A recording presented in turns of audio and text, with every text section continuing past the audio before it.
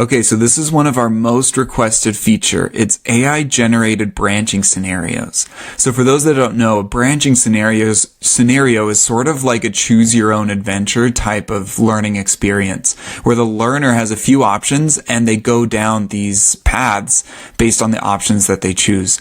So they can get really complicated and difficult to create because you have to map them out in your brain and you have to decide what's the correct path, what's the incorrect path, and how do they interweave.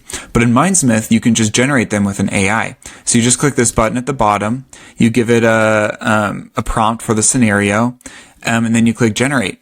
So this prompt that I gave, the learner is taking the role of an advanced software engineer who has to explain how an API works, and the AI is taking the role of a salesperson who isn't very technical. So the learner is hopefully going to choose the more simple option to explain how an API works, and so they're going to have this conversation. So let's wait for it to generate.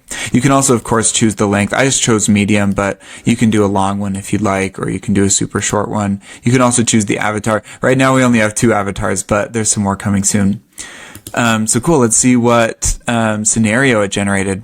Cool. So you can see that there are all these different paths. It looks like it loops back. So it created this option that loops back to this very first scene quite a few times.